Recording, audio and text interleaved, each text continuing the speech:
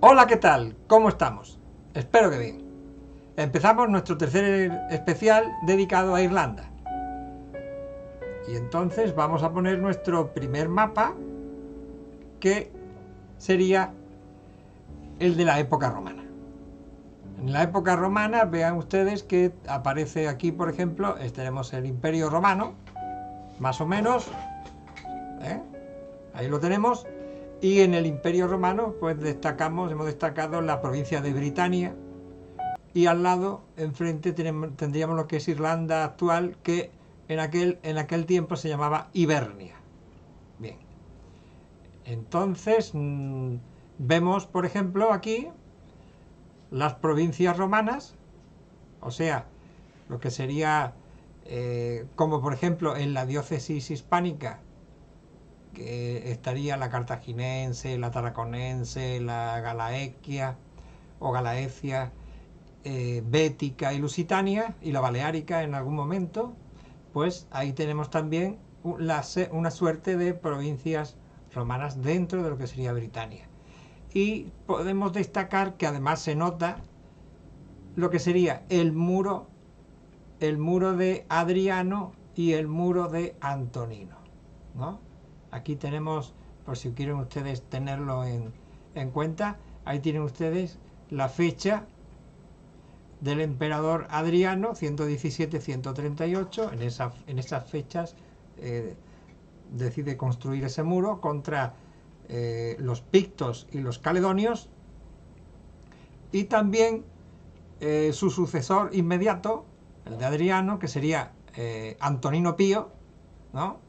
Pues ahí tiene entre 138 y 161, adelanta un poco más y hace otra muralla, pero esta es un poco más baja, tiene menos defensa, en fin, no está hecha con el mismo cuidado que la primera.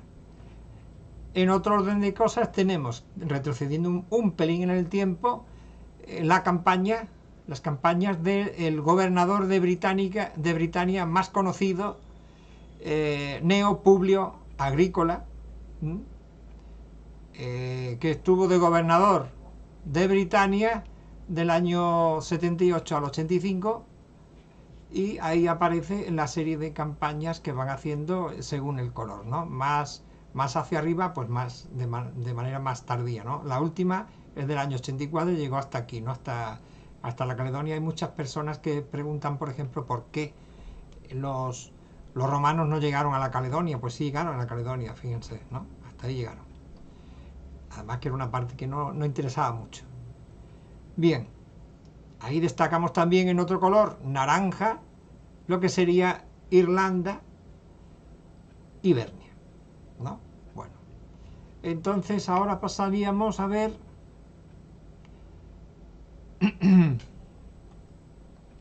vamos a ver, no, perdón, sí, este sería. Aquí tendríamos un mapa de las invasiones del Imperio Romano, pero destacando lo que sería la provincia de Britania, ¿no?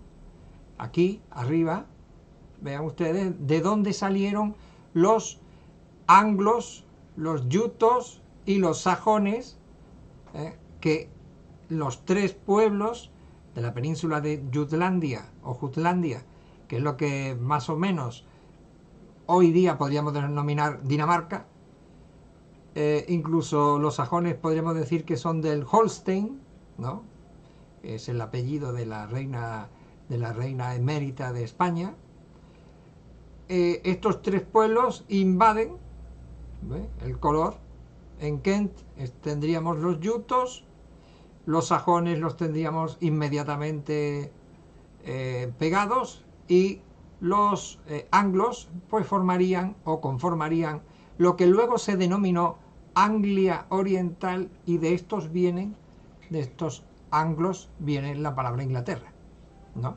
Bueno, aquí más o menos se van conformando las partes aquí tienen ustedes lo que serían los pueblos germanos, los britanos, que son los oriundos, ¿no?, de Britania, vendrían de color rosa, y los que son un verdecito más claro, pues son gaélicos o celtas, ¿no? Los tienen ustedes ahí, que tienen ustedes los pictos, y abajo que tienen los escotos, que debido a una migración que hacen los escotos desde Hibernia, que sería Irlanda, hasta lo que hoy es Escocia, estos Scoti son los que le dan el nombre a esta parte hoy día, ¿no? Los Scoti vienen del nombre de Scoti, viene escocés, Escocia. Bueno, aquí tienen ustedes también una serie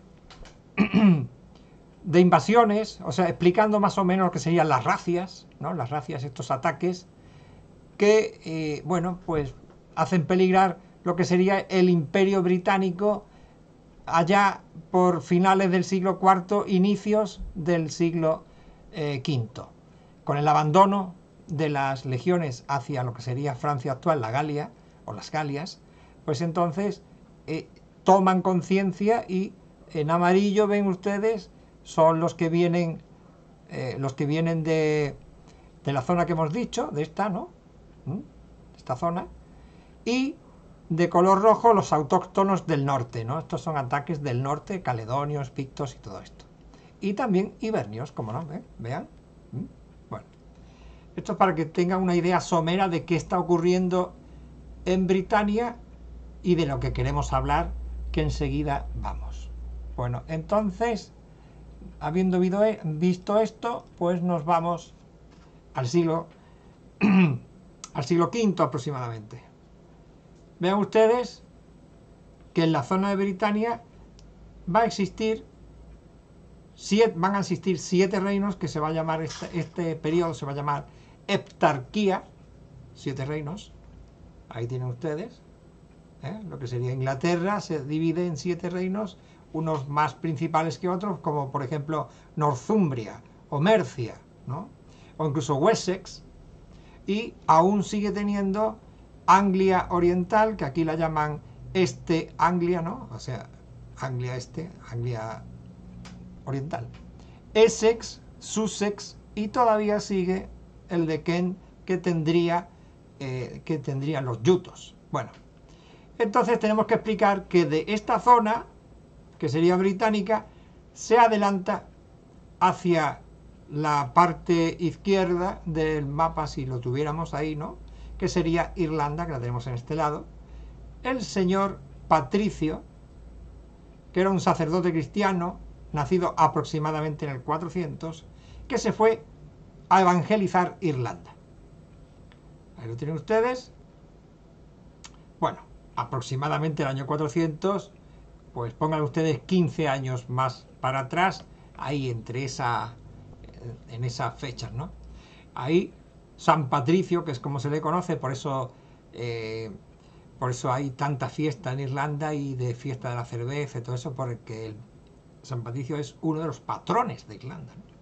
Bien, este señor evangelizó, cristianizó a los gaélicos, a los celtas que vivían ahí matándose entre ellos. No hay otra palabra, no hay otra frase mejor que nos explique esto. Ahí ven ustedes movimientos que ocurrieron dentro de la zona de Irlanda, de la parte norte, movimientos bélicos, batallas, para que vean ustedes que no se estaban quietos, que eran como prácticamente los celtas en Hispania, ¿no? No sé si sabrán ustedes que los íberos tenían una muralla, y los celtas, como eran demasiado bélicos, tenían 2 murallas alrededor de sus ciudades porque se atacaban entre unos y otros, no demasiado. Bueno, aquí verán qué es lo que conformaba, no teniendo Irlanda, no teniendo una monarquía que concentrara a todos, ¿no? Que centralizara el poder, pues habían una serie de reinos, unos más pequeños que otros. Por ejemplo, aquí tienen ustedes Munster, que es bastante grande. Otros que, por ejemplo, que es de donde viene, se llama Connacht o Connacht, y de ahí viene, por ejemplo, el apellido Connor, o Connor, muy conocido. No sé si recordarán ustedes la película Terminator con Sarah O'Connor, bueno, esta es de ficción el personaje, pero el apellido no, el apellido existe. Ahí también tienen Leinster, que también es muy conocido o muy interesante de ver, y bueno, una serie de más pequeñitos, ¿no? De reinos más pequeñitos. Bueno, era un arzobispo misionero, San Patricio, venido de la zona de Britania del Norte y también de Escocia, que es donde había estado evangelizando también. Llegó a Irlanda para convertir a todos estos al cristianismo, pudo realizar importantes conversiones dentro de las familias reales y a través de escuelas monacales, o sea, con monjes, introdujo la palabra escrita, obviamente en latín, que era lo que venía de esta zona, culturalmente, y a la muerte de él, pues la élite irlandesa ya era letrada, registraba su historia por escrito.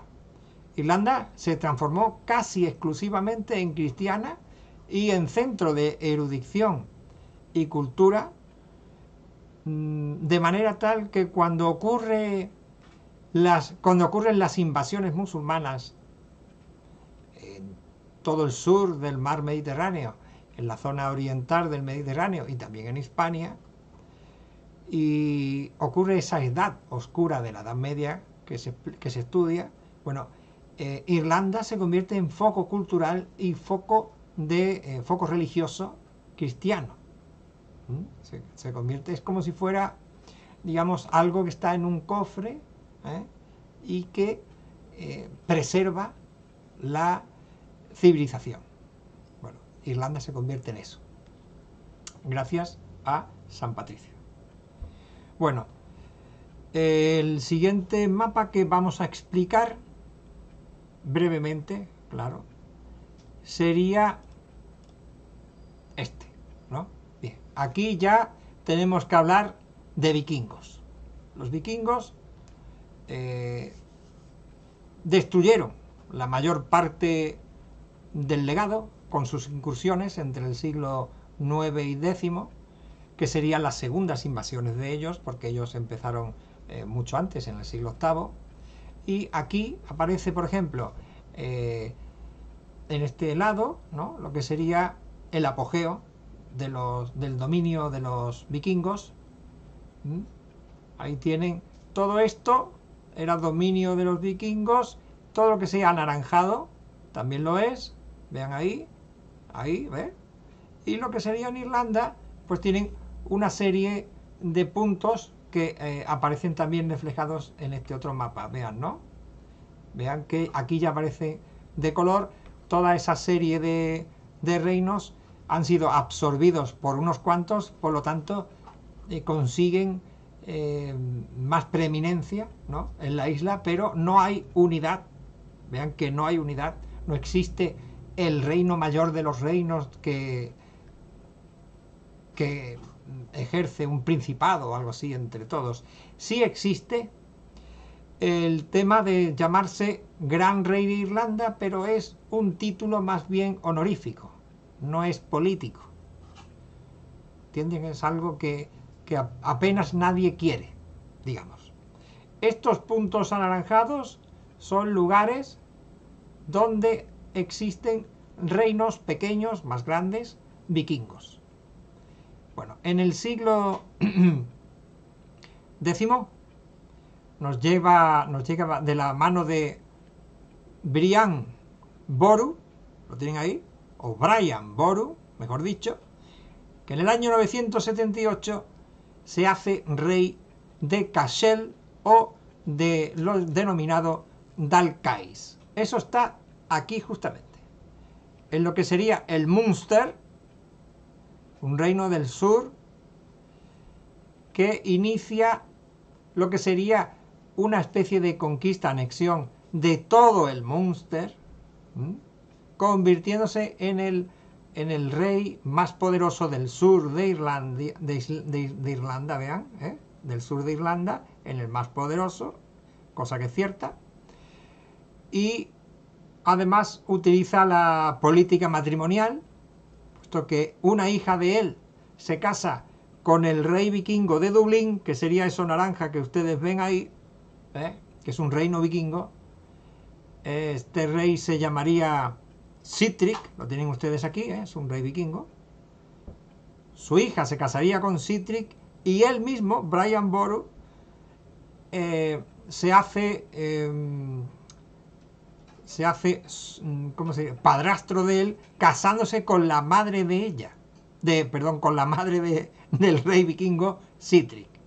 Bueno, en esta suerte entonces se hace rey, como os digo, de todo el Munster. De aquí ya ha pasado al 984, y en el año 1001 es el primer gran rey de Irlanda que sí tiene, es el príncipe entre los príncipes, tiene poder político, y a partir de ahí todos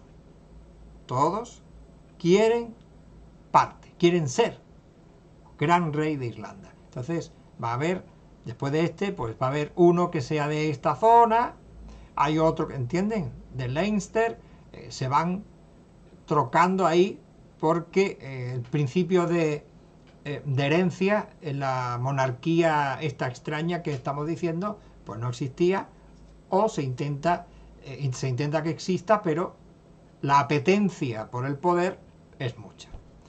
Bueno, este personaje, Brian Boru, aparte de esto que hemos dicho, resulta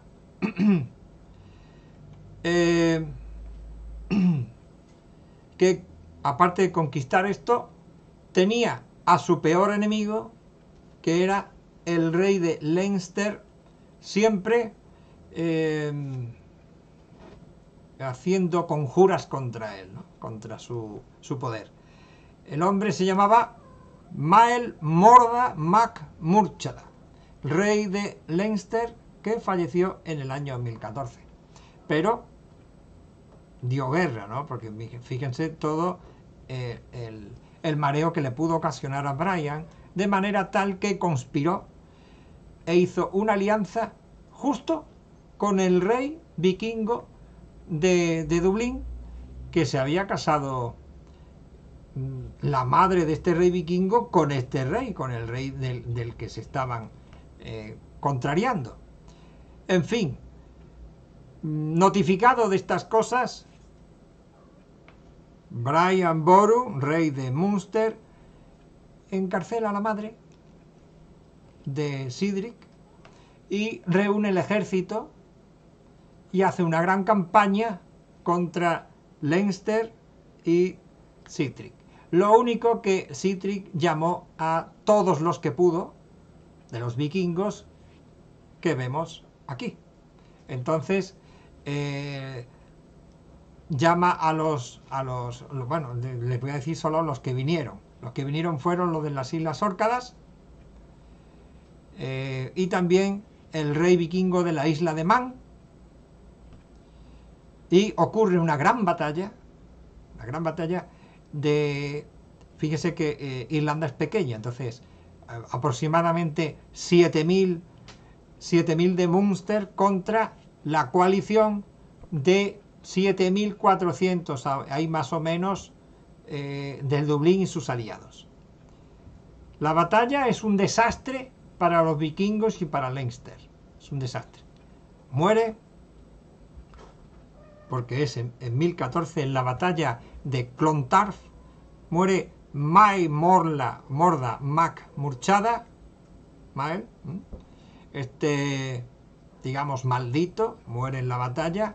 También muere el rey vikingo de las Islas Órcadas, también muere el rey vikingo de la isla de Man, pero al parecer en la huida de estas tropas ahí más o menos, llegan hasta la carpa o tienda donde está Brian Boru y lo asesinan.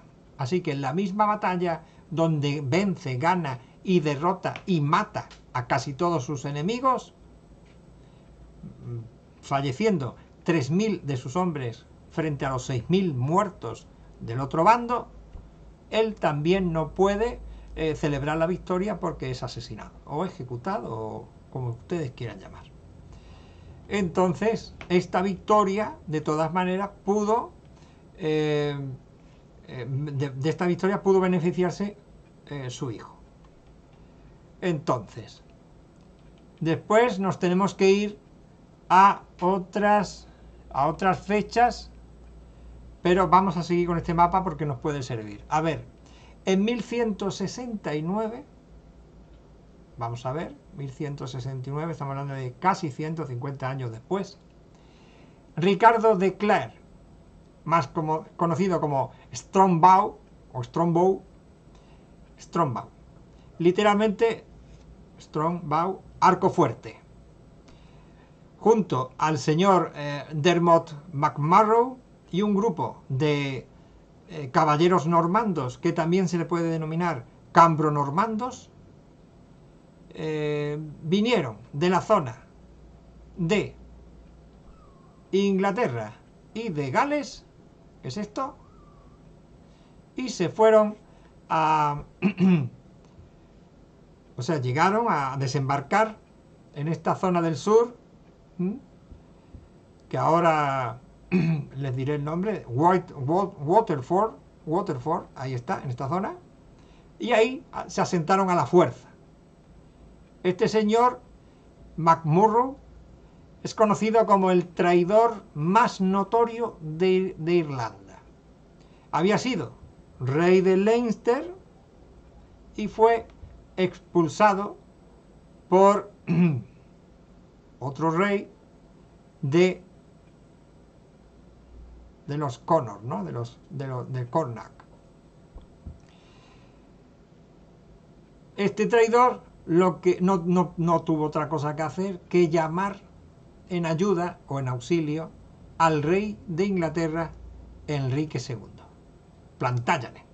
Un Plantagenet que estaba siempre, los Plantagenet están prácticamente durante todos sus reinados en conflicto con Francia para la lucha contra, o sea, por adquisición de unas tierras, Aquitania, la Guyena, toda esa zona, y entonces se les conoce como reyes de Inglaterra, pero también de unas grandes extensiones francesas.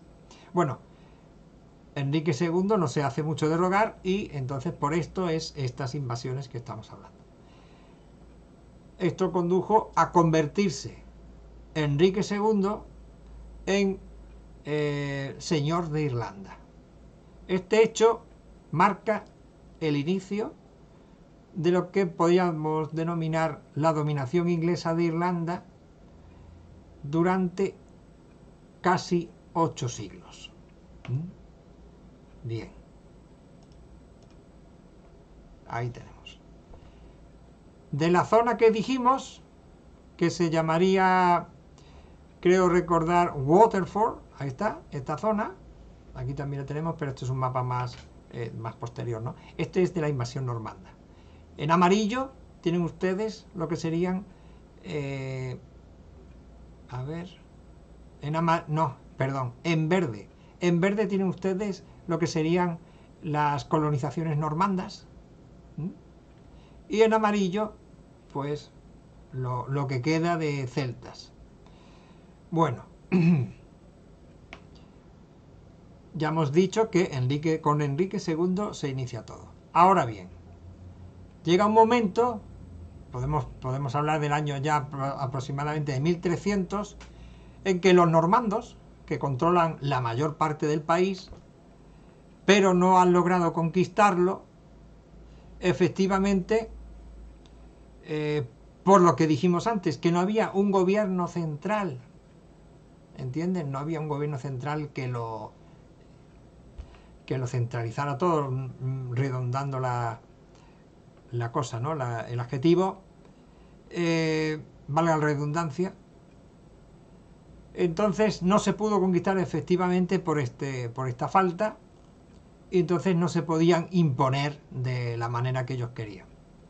Sin embargo, desde 1350, los jefes irlandeses, que habían tomado muchas de las armas usadas por los caballeros normandos, habían aprendido sus tácticas, entonces comenzaron a recuperar sus territorios.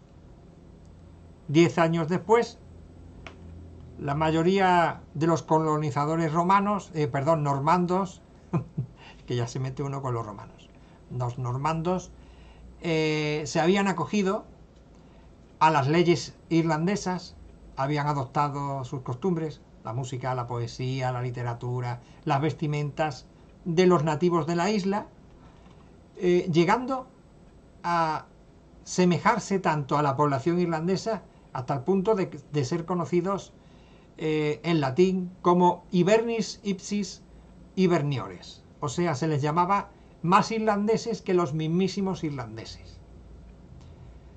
Este hecho hizo que el Parlamento inglés considerara una posible amenaza para sus futuros intereses esto y para la colonización de la isla.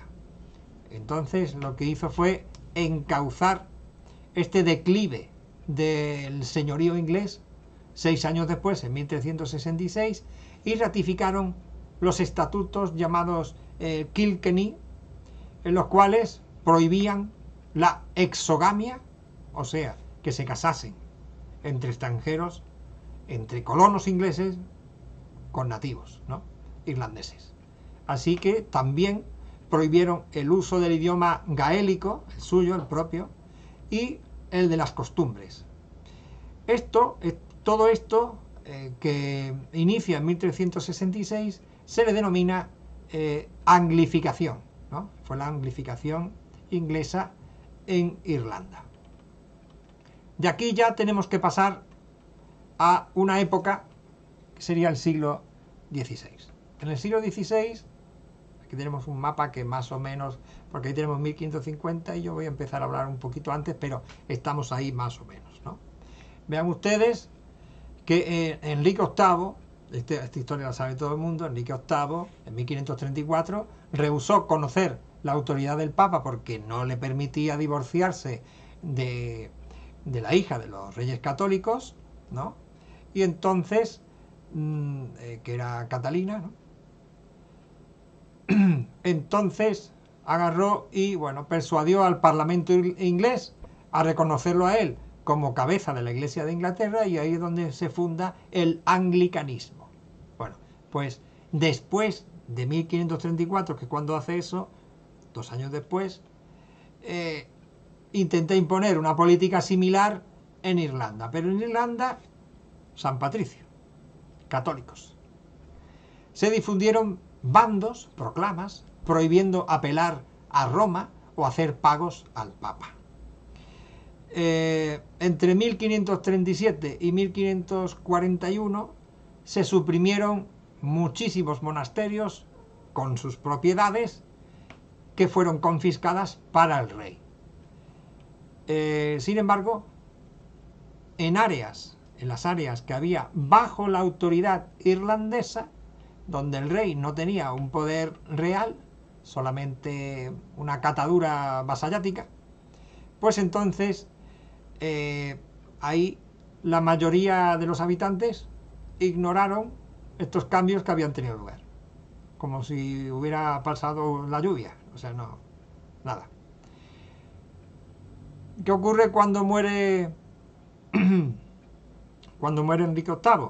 Pues apenas tenemos unos añitos en que le sucede su hijo, que murió muy joven, y ahí entra a formar parte también de la historia de España María I de Inglaterra, conocida como María la Sangrienta.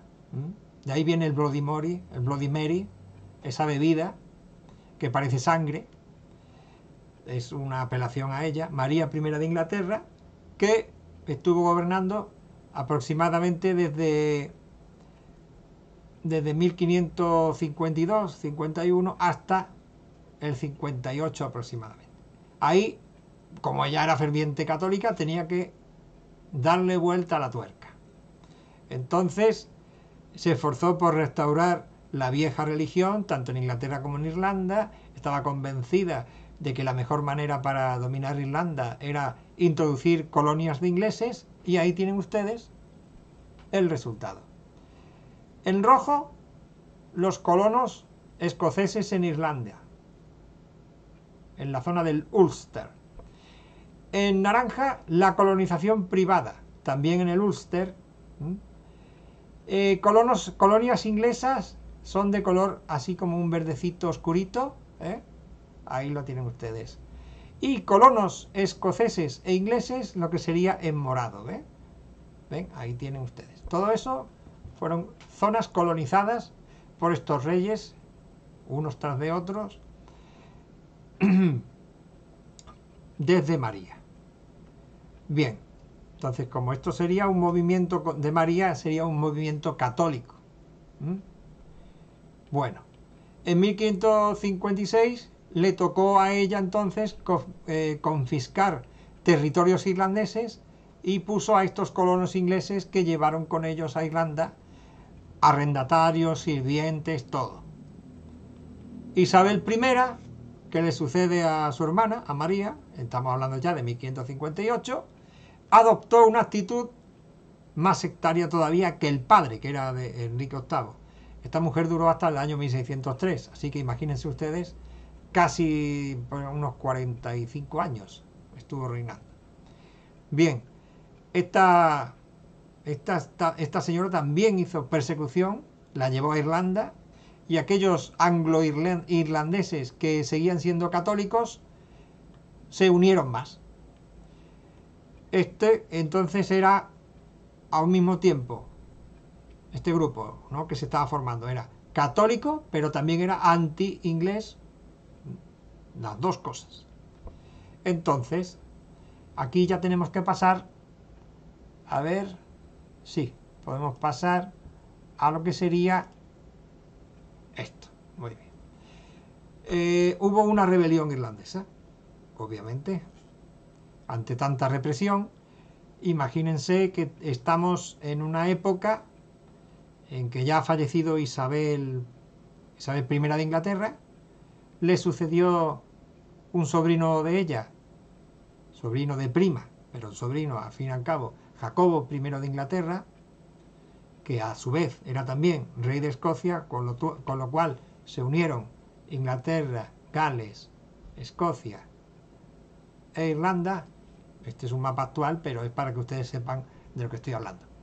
Bueno, entonces la rebelión irlandesa ocurre en 1641 y estaríamos hablando de que al final, en esta serie de eventos, al morir Jacobo I en 1625 y que empieza a reinar Carlos, ¿no?, Carlos I, Estuardo, Carlos I Estuardo, en 1625, convoca a las cortes y las deshace porque no ve que quieran hacer lo que él quiere, lo que él demanda.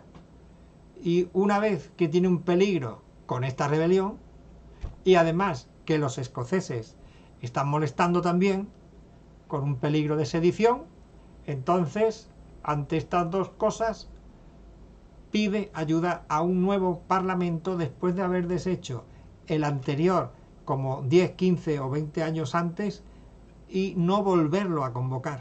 Ahora que lo convoca viene el problema, porque tiene que hacer efecto o tienen que atacar a esta rebelión de irlandeses, pero también tiene que hacer frente al frente interno, porque ahí es cuando ocurre la guerra civil contra el rey de Inglaterra, de los caballeros y nobles y todo esto, y los del parlamento. La mitad del parlamento se pone en armas contra el rey. Ocurre una guerra civil, pierde el rey, pierde el bando monárquico, y Carlos I, además de la corona, perdió la cabeza. Le cortaron la cabeza, vamos. Esto fue obra del señor Cromwell, Richard Cromwell, que llegó a ejercer la dictadura y el cual, con su ejército que les llamaban los hombres de hierro, que eran, digamos, como unos tercios, ¿no?, con unas novedades increíbles que habían hecho que la guerra contra el rey tuviese resultados positivos, tanto que le cortaron la cabeza, o sea que hicieron una república. Esta fue la rebelión que luego hizo que se independizara, o sea que que existiese en los Estados Unidos de América, y de ahí, de esa revolución, se hiciese la Revolución Francesa. Estas son las revoluciones atlánticas, que se denomina. Entonces, pasando un poco de este tema, porque si no vamos a extendernos mucho, esta rebelión irlandesa la atajó en una campaña, o en una serie de campañas de, pongan ustedes, 1949 hasta 1951 o 52, o sea, en 3 años liquida la rebelión con mano firme y mano muy dura. Ahí tienen una serie de campañas de Cromwell, porque este señor era puritano, por lo tanto era protestante, y de los o sea, de los de echarle de comer aparte. Y entonces 2/3 de la isla estuvieron gobernados por la Confederación de Católicos, llamadas Confederación de Kilkenny, hasta que ocurrieron estas cosas, ¿no? Bueno, la diferencia entre la isla de Irlanda, y que alguna vez fue gobernada como una unidad, y la República de Irlanda, que la ven ustedes aquí hoy, ¿no?, es que la República de Irlanda tiene 26 condados de los 32 que componen la isla al completo. Esta zona, que se llamaría el Ulster, que es la que dio motivo a los movimientos del IRA y todo eso, que ya hablaremos en otro momento. Bueno, pues ahí tienen. Entonces tenemos que el Reino Unido de Gran Bretaña, que serían todo esto, e Irlanda del Norte, es lo que gobierna Isabel II, que también la pueden denominar como Isabel II de Inglaterra, de Escocia, de Gales y de Irlanda del Norte. Bueno, pues hasta aquí hemos hecho el especial. No sé cuánto ha durado y espero que les haya despejado alguna duda. Si les gustó, denle a like. Muchas gracias.